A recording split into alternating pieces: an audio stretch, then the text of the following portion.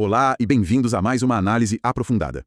Hoje, temos em mãos uma edição especial do informativo de jurisprudência do Superior Tribunal de Justiça. A edição de número 29, focada inteiramente em direito privado. Exato. E o material é fascinante. Vamos passar por temas que vão do impacto internacional, tipo competência sobre imóveis no Brasil, até situações muito do dia a dia como fraudes bancárias, consórcios. E até planos de saúde, direito de família, a validade de doações para igrejas. É bem diverso. Nosso objetivo é extrair os entendimentos mais recentes do tribunal, para compreender como essas decisões afetam, no fim das contas, contratos, relações familiares e a segurança jurídica de todo mundo. Exatamente. Porque este informativo, na verdade, ele é um retrato de como o direito se adapta a novas realidades, tanto sociais quanto tecnológicas. E dá para ver tendências, né? Com certeza. Se a gente conectar os pontos entre os julgados, fica clara uma tendência de fortalecer a proteção ao consumidor e também de buscar mais eficiência no sistema judiciário. A ideia é ir além do o que foi decidido e explorar o porquê. Perfeito. Então, vamos começar pelo que mais afeta o dia a dia, o bolso. Temos um caso de consórcio. A pessoa paga por anos e, de repente, a administradora quebra. Uma situação desesperadora. Totalmente. Nesse caso, a empresa faliu e, claro, quis devolver o dinheiro, mas queria descontar a taxa de administração. Peraí. A empresa falha no serviço e ainda quer ficar com a taxa. Parece absurdo e o STJ concordou que é. A resposta do tribunal foi um sonoro não. A devolução tem que ser integral. E qual foi o fundamento para isso? O raciocínio é bem direto. O consumidor não pode ser punido porque o fornecedor não cumpriu a parte dele. A base é o artigo 35 do Código de Defesa do Consumidor. Certo. Ele diz que se o que foi prometido não foi entregue, o consumidor tem o direito de rasgar o contrato e receber cada centavo de volta. A falência, do ponto de vista do cliente, é o descumprimento máximo da promessa. Faz todo sentido. Isso reforça aquela ideia de que o risco do negócio é do fornecedor. Exatamente. Quem abre uma empresa assume os riscos. Esse risco não pode, de jeito nenhum, ser transferido para o consumidor. Falando em risco, vamos para uma fraude que virou uma praga. O golpe da falsa central de atendimento. Ah, isso é muito comum. A pessoa recebe uma ligação, acredita que é do banco e acaba transferindo dinheiro. Nesse caso, um cliente sofreu um golpe e fez várias transferências totalmente fora do padrão. A instituição de pagamento, que nem era um banco tradicional, validou tudo. E a pergunta que ficou foi: essa empresa tem o mesmo dever de segurança que um grande banco? Isso. E o STJ disse que, sim, sem tirar nem pôr. O tribunal equiparou as instituições de pagamento aos bancos para fins de responsabilidade. Usando que base? A súmula 479, que já existia para os bancos, ela estabelece o que a gente chama de responsabilidade objetiva. Que, traduzindo, Significa que não importa se a instituição teve culpa ou não. Se a fraude aconteceu usando o sistema dela, o problema é dela. A responsabilidade vem do risco da atividade. Quem lucra com algo de alto risco, como serviços financeiros, também tem que arcar com os prejuízos que isso gera. E o tribunal chegou a detalhar o que seria uma falha de segurança? Sim, e isso foi muito interessante. Listou critérios que os sistemas deveriam observar. Transações fora do perfil do cliente, horários estranhos, locais diferentes, uma sequência muito rápida de operações. Se o sistema deixa passar tudo isso, ele é falho. O serviço é considerado defeituoso. Isso eleva muito a régua. E sobre nossos dados? Outro caso. Uma empresa disponibilizou o histórico de crédito de uma pessoa para terceiros sem autorização. Isso gera dano moral. Gera. E um dano moral que é presumido. No jargão, in ré ipsa. Ou seja, a pessoa não precisa nem provar que sofreu. Exato. O simples fato de os dados terem sido expostos indevidamente já é ofensa. O STJ se baseou na lei do cadastro positivo, que é muito clara. Para compartilhar dados de que alguém é um bom pagador, precisa de consentimento expresso. É uma proteção à nossa privacidade. É impressionante. Mas e quando a transferência de dinheiro não é comercial, mas um ato de fé? Isso nos leva a um caso muito curioso sobre o dízimo. Um fiel deu o dízimo com cheque e depois a validade disso foi questionada porque não havia um contrato de doação formal. Uma questão bem delicada, né? Muito. Um ato de fé precisa seguir as mesmas regras de um contrato civil. E a resposta do STJ foi muito sensível. O tribunal entendeu que o dízimo não é uma doação, no sentido técnico da palavra. Falta ali o que os juristas chamam de animus donandi. Que seria a intenção de doar. Isso, a intenção de simplesmente dar um presente, uma liberalidade, sem se sentir obrigado. No dízimo, a pessoa está cumprindo o que ela entende ser um dever de consciência. Um rito de fé. E por isso não precisa das formalidades do Código Civil. Exatamente. E o tribunal ainda disse mais. Mesmo que fosse doação, o cheque já serviria como o instrumento particular que a lei exige. Então, de qualquer forma, o ato seria válido. Interessante essa separação. Bom, saindo do patrimônio e entrando nas relações familiares. União estável com separação convencional de bens. O casal combina. O que é meu, o que é seu é seu. Famoso pacto. Isso.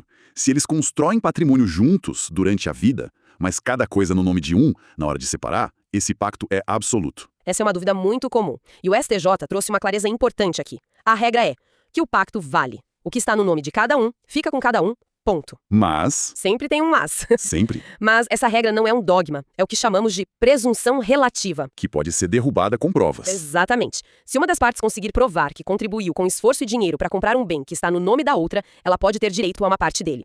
A ideia é evitar o enriquecimento sem causa. Mas isso não enfraquece o contrato que eles mesmos fizeram? Ótima pergunta.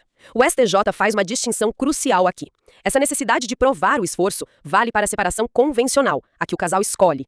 Existe outra, a separação obrigatória. A que a lei impõe. Isso. Para essa, a súmula 377 do STF já presume esforço comum. Na convencional, como a escolha foi livre, o pacto tem mais força. O que a decisão diz é que a vida é mais complexa que o papel. E a justiça reconhece isso, desde que seja provado. Entendi a nuance. Agora, um assunto muito mais delicado. Destituição do poder familiar.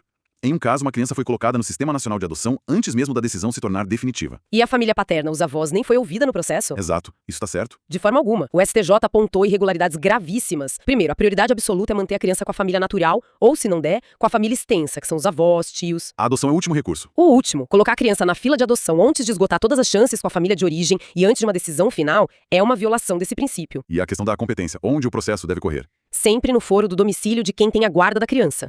Se a criança mora com a avó em Curitiba, o processo corre lá. Se a avó se muda para Salvador, o processo vai para Salvador. O objetivo é que o juiz esteja perto da realidade da criança, sabe? Certo. É uma decisão que protege os laços familiares. Agora, voltando ao tema da modernização. Judiciário digital, leilão eletrônico. Antigamente, se um bem estava em outra cidade, o juiz precisava expedir uma carta precatória. Que é basicamente um pedido de ajuda de um juiz para outro juiz em outra cidade. Um procedimento burocrático, lento e caro. E a pergunta foi, como leilão eletrônico essa carta ainda é necessária? E a resposta, para a alegria da eficiência, foi um claro não. Se o leilão é pela internet, não existe um ato físico acontecendo em outra cidade. O juiz do processo pode conduzir tudo do seu próprio computador. Para fazer uma busca por imóveis em nome de um devedor, o STJ disse não. Por quê? Porque o próprio advogado pode fazer isso. O tribunal invocou o princípio da cooperação, que é uma via de mão dupla. Nesse caso, a consulta à Central Eletrônica de Registro Imobiliário é pública, online. Entendi. Se a parte pode obter informação sozinha, não faz sentido pedir para o juiz fazer por ela. É sobrecarregar a máquina à toa. A mensagem é que todos precisam colaborar para o sistema funcionar. Uma chamada à responsabilidade. Bom, temos outros casos importantes que merecem atenção.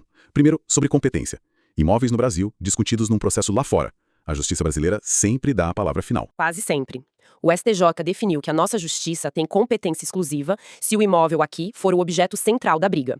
Por exemplo, uma disputa de propriedade. E se o imóvel for só uma garantia? Aí a coisa muda. Se a ação lá fora é sobre uma dívida e o imóvel é só secundário, a decisão estrangeira pode até ser reconhecida aqui. A chave é o impacto direto no imóvel. E quando uma disputa de previdência privada depende de uma questão trabalhista? Quem decide? A Justiça do Trabalho. Se para sacar um plano de previdência você precisa provar a data final do seu contrato de trabalho, essa data tem que ser definida primeiro na Justiça do Trabalho. Uma coisa é pré-requisito da outra. Certo. Agora, sobre usar as ferramentas certas. Alguém pode usar um habeas corpus para resolver uma briga de família, como uma ordem de afastamento? Não deveria. O STJ reforçou que habeas corpus é para proteger o direito de ir e vir contra uma prisão ilegal. Uma disputa familiar é complexa, envolve provas, não cabe nesse remédio constitucional que é tão específico. É a ferramenta errada para o serviço. E para retificar a profissão em uma certidão de casamento, precisa provar de cara por que isso é importante. Não, basta a pessoa alegar o erro e a necessidade da correção, por exemplo, para conseguir um benefício futuro no INSS. O interesse de agir é analisado em abstrato. A justiça primeiro abre a porta para ouvir. Se a pessoa tem razão ou não, isso é outra história, a ser decidida no final. Perfeito. E para fechar, sobre limites da responsabilidade. Planos de saúde. Internação psiquiátrica de emergência sem clínica na rede. O que acontece? O plano tem que pagar a internação numa clínica particular e reembolsar tudo. E se negar uma cobertura indevidamente, o dano moral é presumido. O STJ reconhece a vulnerabilidade de alguém numa crise de saúde mental. E se uma empresa de consumo não paga uma dívida, os bens do sócio podem ser usados? Sim, no direito do consumidor, a proteção é tão grande que se aplica a teoria menor. Basicamente, se a empresa não tem como pagar, a dívida passa para o sócio. Mas essa responsabilidade do sócio tem limite? E se a empresa for multada por má fé no processo, o sócio paga essa multa? Aí está o limite. O STJ disse que não. A responsabilidade do sócio cobre as dívidas do negócio. A multa por litigância de má-fé é uma punição processual, pessoal da empresa. Não é uma dívida de consumo, então não passa automaticamente para o sócio. E o último caso. Uma empresa com cláusula de arbitragem entra em liquidação. A arbitragem acaba. Não, ela continua válida, mas com um fim específico. Definir o valor exato do crédito. Uma vez que o árbitro diz a dívida é X, esse crédito entra na fila da liquidação, junto com todos os outros credores, para que o pagamento seja justo e organizado. Ufa, que mergulho. Então, juntando tudo, o que essa análise nos mostra? Temos um judiciário que está, de um lado, reforçando a proteção ao consumidor. Sim, contra falhas de empresas, fraudes digitais. E de outro, modernizando seus próprios procedimentos com tecnologia, mas também estabelecendo limites claros, né? Dizendo, use a ferramenta certa e a responsabilidade não é infinita. Exatamente. O que é fascinante é o ato de equilíbrio. A autonomia da vontade no contrato de separação de bens é a regra, mas ela não pode levar a uma injustiça. A tecnologia acelera o leilão, mas exige que o advogado também faça sua parte. Em cada decisão, há uma busca constante por justiça material, por eficiência e, acima de tudo, por razoabilidade. Fica uma reflexão para o final. Em um mundo onde as instituições financeiras são cada vez mais responsabilizadas por criar sistemas de segurança robustos, como vimos, qual se torna o papel e a responsabilidade de cada um de nós na própria segurança digital? Uma ótima pergunta. Se a tecnologia de proteção evolui, mas a engenharia social fica mais sofisticada, a gente caminha para um futuro de tutela total pelo fornecedor ou para um em que a educação digital do consumidor será a peça-chave para sua própria proteção.